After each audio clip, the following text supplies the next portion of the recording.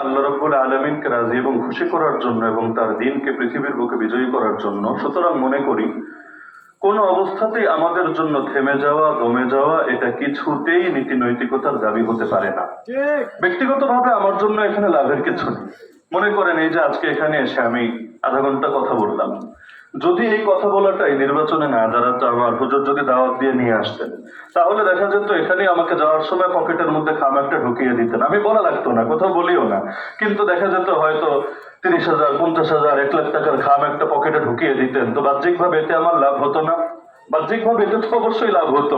গত মৌসুম চলে গেল, এক বছরে প্রায় 550 মাহফিল করেছি। এক বছরে, বছরের প্রতিদিন তো আর মাহফিল হয় না। যেই দিনগুলোতে মাহফিল করেছি এমন একটা দিনও ছিল না যেদিন একটা মাহফিল করেছি। সর্বনিম্ন 3টা আর 6টা পর্যন্ত সর্বোচ্চ করেছি। জোহরের পর থেকে বয়ান শুরু, রাত 1টা 2টা পর্যন্ত। আর ময়মনসিংহ এলাকা, ময়মনসিংহ বিভাগের মধ্যে রাত 1টা 2টা বিষয় না, ওখানে 3টা 3:30টায় হলো মাহফিলের আসল স্পিরিট আসে, গিয়ার পরে মূল স্পিরিটটা জমে। তো যার কারণে কোথায় এমনও হয় ফজরের পরেও বয়ান করা লাগে। তো আমার জন্য ব্যক্তিগতভাবে সেখানে তো একদিন মাহফিল করলে আমার বিরাট লাভ। আর এখন তো উল্টা নিজের পকেটের পয়সা যাবে, এখন তো উল্টা আরো নিজের খরচ যাবে। তা আমি যদি ব্যক্তিগত লাভ লসের কথা বলি, তাহলে আমার এই নির্বাচনে ধারণার মধ্যে কোনো লাভ নাই। হ্যাঁ, এখন যারা দুনিয়াদার ওরাও খরচ করে, তবে ওরা আবার পোষায় নেওয়ার চিন্তা করে। কিভাবে? 2 কোটি খরচ করব, 5 কোটি খরচ করব, 5,000 কোটি কামিয়ে নিব, 24,000 কোটি টাকা কামিয়ে নিব।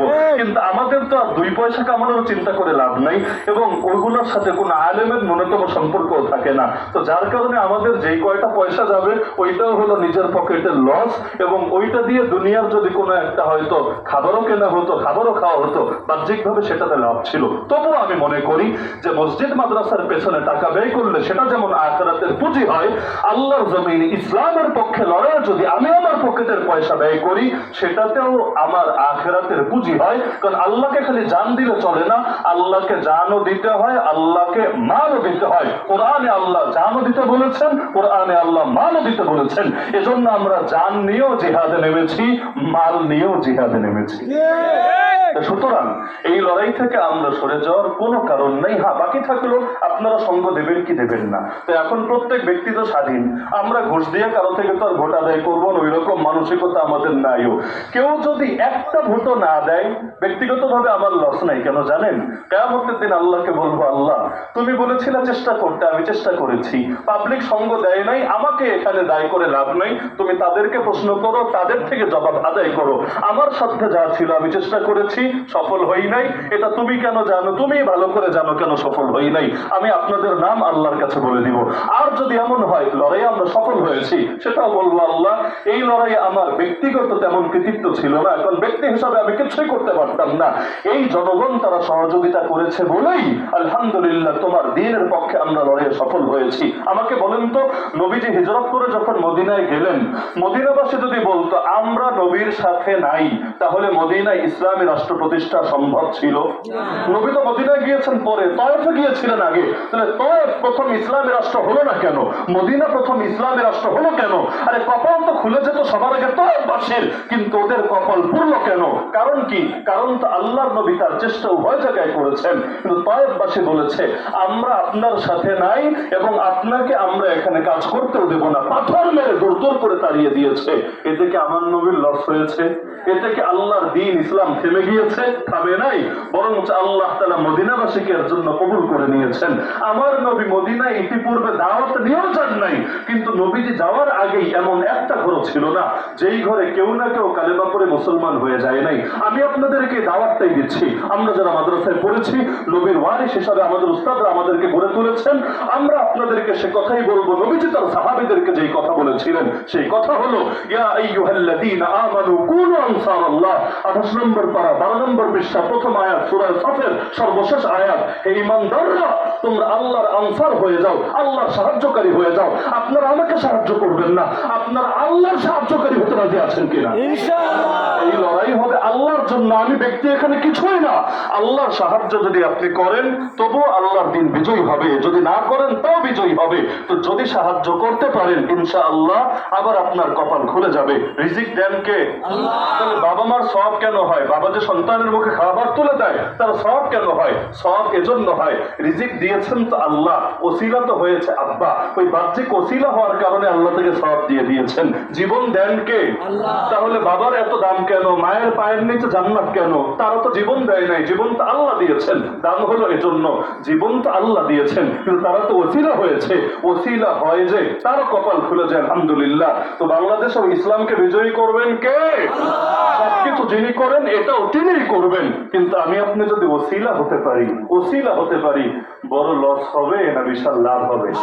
তো আল্লাহর ওয়াস্তে এটাই আমার শেষ কথা, যে আল্লাহর ওয়াস্তে ভোট দেওয়ার আগে নিজের বিবেককে প্রশ্ন করবেন।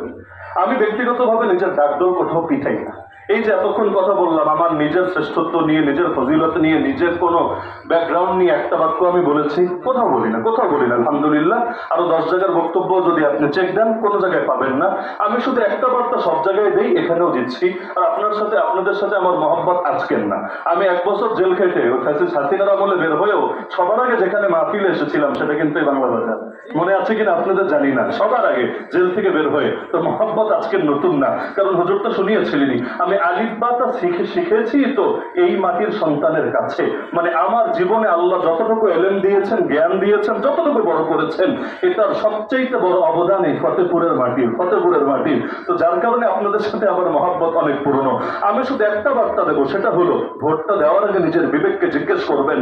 হয়তো এটা আপনার জান্নাতকে সহজ করবে, না হলে এটা আপনাকে জাহান্নামের আরো নিকটে নিয়ে যাবে। কারণ ভোট আমানত, আপনি যাকে আমানতটা তুলে দিচ্ছেন সে যদি ভালো কাজ করে আপনি দুনিয়া থেকে চলে গেল যতদিন সে দায়িত্ব পালন করবে কবরে শুয়ে শুয়ে সওয়াব পাবেন। আর সে যদি চুরি করে, ডাকাতি করে, 2 নম্বরই করে, আর ওই লোককে আপনি নেতা বানান, তাহলে আপনি দুনিয়া থেকে চলে গেলে ওই পাপের দায় আপনার কাছে আসতেই থাকবে। সুতরাং ভোট কি শুধু দুনিয়া না আখিরাত? আরে ভোট কি শুধু দুনিয়া না আখিরাত? সুতরাং ভোটটা দেওয়ার আগে শুধু এটা চিন্তা করবেন যে 500 টাকা খেয়েই দিবেন নাকি নিজের আখিরাত গড়ার জন্য দিবেন। যদি আখিরাত গড়ার জন্য দেন ইনশাআল্লাহ আল্লাহ চাইলে এটাও নাজাতের জরিয়া হতে পারে। এই যে সিলেট পাঁচ ছিলেন তো জকিগঞ্জ কানাইঘাট, সেখানে কয়েকজন আলেম স্বাধীনতার পর থেকে পর্যন্ত কিন্তু সংসদ সদস্য হয়েছিলেন। যেমন খেলাফত মজলিসের কেন্দ্রীয় নায়েবে আমির ছিলেন হযরত মাওলানা ওবায়দুল হক সাহেব, এমপি সাহেব বলে সবাই চেনে। তিনিও কিন্তু সেখান থেকে তিনি সংসদ সদস্য হয়েছিলেন। আরো 2 জন আলেম হয়েছিলেন। অথচ জকিগঞ্জ কানাইঘাটের মানুষের চাইতে গোয়েনঘাট জৈন্তাপুরের মানুষের দিনদারি কম। দিনদারি কম? আমি কম মনে করি না। 2 দিন আগে আমাকে একজন সাধারণ মানুষ, জেনারেল শিক্ষিত, অনেক বড় শিক্ষিত, জিজ্ঞেস করছে, হুজুর আপনার মাহফিলে এত টুপিওয়ালা দেখি কেন? আবার চেহারা দেখে তো সবাইকে মাদ্রাসার ছাত্র মনে হয় না, কাহিনী কি এত টুপিওয়ালা কেন? আমি বললাম, ভাই এটা আমার কোনো কৃতিত্ব না, এটা হলো এই অঞ্চলের অবদান। এই অঞ্চলে একটা চক্কর মারলে আপনি বুঝবেন এখানে কি পরিমাণ পর্দানশীল নারী আছে, কি পরিমাণ দাড়িওয়ালা টুপিওয়ালা মানুষ আছে। আলহামদুলিল্লাহ, নিঃসন্দেহে এটা আল্লাহ তাআলার বড় নেয়ামত আমাদের উপরে। যদি আমরা এত দিনদারি হই, এত ধর্মপ্রাণী হই, আমাদের পাশের আসলে 3 জন আলেম সংসদে গিয়ে ইসলামের পক্ষে কথা বলেছেন, আর আমরা স্বাধীনতার 54 বছরের 25 বছরটা একজনটাই দিয়ে দিলাম, আর বাকি যে টাইমগুলো আছে এখানেও একজন আলেমকে সংসদে পাঠাতে পারলাম না। এটাকে আমাদের জন্য লজ্জার বিষয় না গর্বের বিষয়? লজ্জার বিষয়। এই লজ্জাটা দূর করা দরকার। আমি তো মনে করি একজন আলেম যদি সংসদে যায় এই গোটা জাতির মুখটা উজ্জ্বল হবে। তিনি যখন কোরআনের কথা বলবেন সেখানে দাঁড়িয়ে এবং সব নাস্তিক বেঈমানদের মুখোন্মোচন করবেন, ইনশাআল্লাহ সকলে আপনাদের জন্য দিল খুলে দোয়া করবে। তো এই বার্তাটা দিয়ে আমি শেষ করলাম। সেটা হলো ভোট যখনই হোক না কেন, বারবার স্মরণ করাবো এটা, কারণ হলো নবী ও সাহাবীদেরকে স্মরণ করাতেন, আমরা আপনাদেরকে স্মরণ করাবো। কিন্তু মাথায় রাখবেন ভোটটা মূলত আমাকে দিবেন না, ভোটটা দিবেন ইসলামের পক্ষে। দেয়াল ঘড়ি কোন দলের প্রতি, কোন দলের নামও মনে রাখার দরকার নাই। আপনাকে মনে রাখতে হবে এই লড়াইটা ইসলামের জন্য, কোরআনের জন্য, দ্বীনের জন্য, উলামায়ে কেরামের জন্য, সব দুর্নীতি, দুঃশাসন, সন্ত্রাস, চুরি, ডাকাতি প্রতিরোধের জন্য। এই লড়াই আপনারা আমাদের সঙ্গে দেবেন তো ইনশাআল্লাহ? যতদিন আমরা ময়দানে আছি, আমি মনে করি আপনারাও একজনও সরবেন না ইনশাআল্লাহ। আল্লাহ চাইলেই ফতেপুর, আমি কিন্তু নির্বাচনী প্রচারণা শুরুই করেছি ফতেপুর থেকে। আমাদের প্রথম মিটিংও হয়েছে এই যে মুজিব সেন্টারে আপনাদের একদম কাছে, এবং আমি ওই দিনও বলেছিলাম, নিয়মিতই বলি, প্রথম বিজয়ের মিছিলটা ফতেপুরেই করবো ইনশাআল্লাহ। ফতেহ এই শব্দের আরবিতে ফাতহুন মানে হলো বিজয়, ফতেপুর মানে হলো বিজয়ে ভরা এলাকা। এবং কেউ যদি আমাকে জিজ্ঞেস করে আপনার ভোট ব্যাংক কোনটা হবে, আমি যেই কয়টা অঞ্চলের নাম বলবো সবার আগে এর মধ্যে দুইও ফতেপুর, জৈন্তার ফতেপুর আর গোয়েনঘাটের ফতেপুর, মানে পুরোটা তো একই ছিল, এখন আলাদা হয়েছে। এই ফতেপুরের নামটা বিশেষভাবে থাকবে ইনশাআল্লাহ। তো আমার এই ধারণা ঠিক থাকবে তো ইনশাআল্লাহ। আল্লাহ সবাইকে তৌফিক দান করুন, আমাদের সবাইকে বিজয়ের মিছিলে শামিল হওয়ার তৌফিক দান করুন, এবং শেষ মুহূর্ত পর্যন্ত দ্বীনের জন্য লড়াই চালিয়ে যাওয়ার তৌফিক দান করুন। আমিন ওয়া আখিরু দাওয়ানা।